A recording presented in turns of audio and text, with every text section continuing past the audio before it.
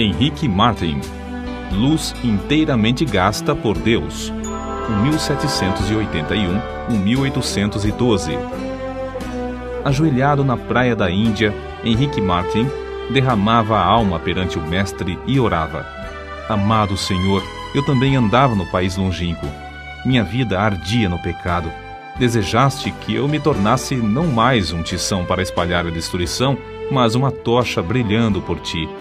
Zacarias, capítulo 3, versículo 2. Eis-me aqui nas trevas mais densas, selvagens e opressivas do paganismo. Agora, Senhor, quero arder até me consumir inteiramente por ti. O intenso ardor daquele dia sempre motivou a vida desse moço. Diz-se que possuiu o nome mais heróico que adorna a história da Igreja da Inglaterra, desde os tempos da Rainha Elizabeth. Contudo, até entre seus patrícios, ele não é bem conhecido. Seu pai era de físico franzino, e após o seu falecimento, os 4 filhos, inclusive Henrique, não tardaram a contrair a mesma enfermidade, a tuberculose. Com a morte do pai, Henrique perdeu seu intenso gozo pela matemática e passou a se interessar grandemente pela leitura da Bíblia. Diplomou-se com mais honras do que todos da sua classe. O Espírito Santo, porém, falou à sua alma: Buscas grandes coisas para ti, não as busques. Acerca dos seus estudos, testificou: Alcancei o ponto mais alto que desejara, mas fiquei desapontado ao ver como tinha agarrado apenas uma sombra. Tinha por costume levantar-se cedo, de madrugada, e andar sozinho pelos campos para desfrutar de comunhão íntima com Deus. O resultado foi que abandonou para sempre o plano de ser advogado, um alvo que, até então, perseguia, porque não podia consentir em ser pobre pelo amor de Cristo. Ao ouvir um sermão sobre o estado perdido dos pagãos, resolveu dar a sua vida como missionário. Ao conhecer a vida abnegada do missionário Guilherme Carey e sua grande obra na Índia, sentiu-se dirigido a trabalhar no mesmo país. O desejo de levar a mensagem de salvação aos povos que não conheciam a Cristo tornou-se como um fogo inextinguível na sua alma pela leitura da biografia de Dave Brainerd, que morrera quando ainda muito jovem. Esse missionário partiu para a glória com a idade de 29 anos depois de dedicar sua vida inteiramente ao serviço de evangelização dos silvícolas da América do Norte. Henrique Martin reconhecia que, como haviam sido poucos os anos da obra de Dave Brainerd, assim também seria com ele. Então, se acendeu nele a mesma paixão de gastar-se inteiramente por Cristo no breve espaço de tempo que lhe restava. Seus sermões não consistiam em palavras de sabedoria humana, mas sempre se dirigia ao povo como um moribundo pregando aos moribundos. Havia um grande embaraço para Henrique Martin. A mãe de sua noiva, Lydia Grenfell, não consentiria que se casassem caso ele insistisse em levá-la para o estrangeiro. Henrique amava Lydia, e o seu maior desejo terrestre era estabelecer um lar e trabalhar junto com ela na seara do Senhor. Acerca disto, ele escreveu no seu diário: Continuei 1 hora a mais em oração, lutando contra o que me ligava. Cada vez que estava perto de ganhar a vitória, o coração voltava para o seu ídolo.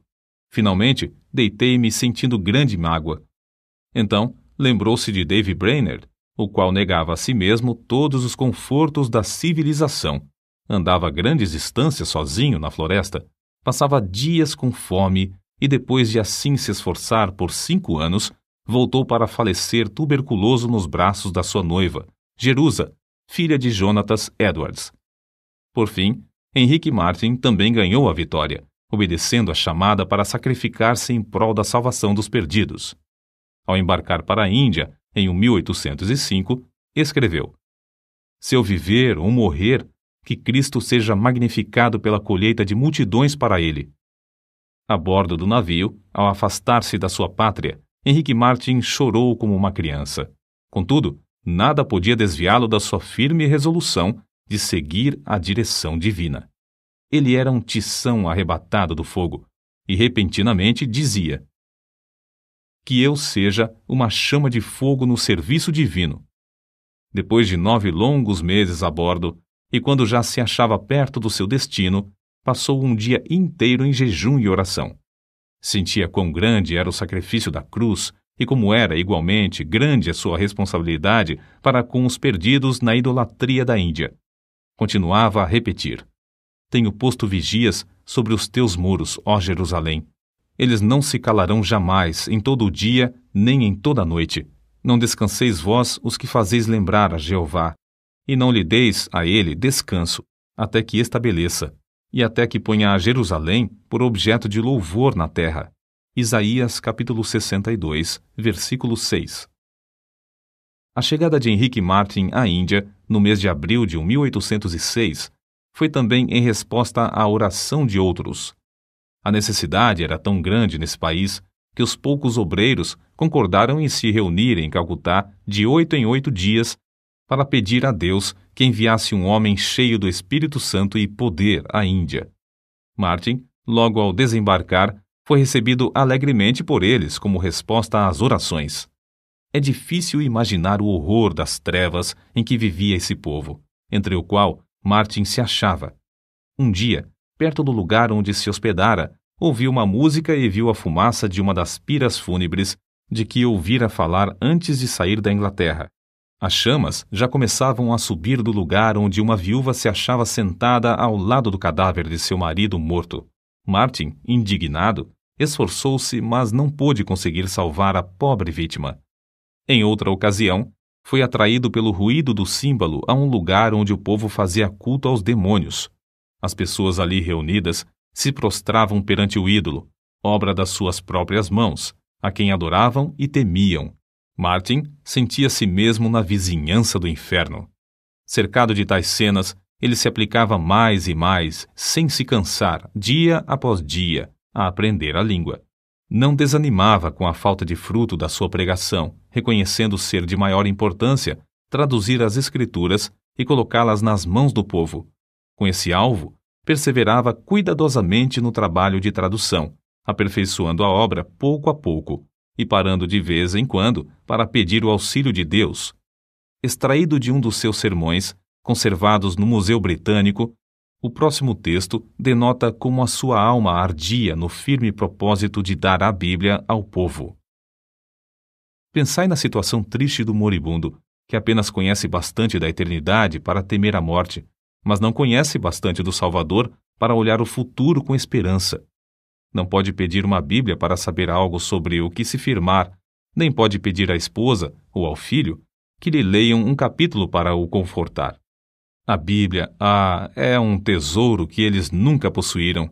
Vós que tendes um coração para sentir a miséria do próximo, vós que sabeis como a agonia de espírito é mais que qualquer sofrimento do corpo, vós que sabeis que vem o dia em que tendes de morrer.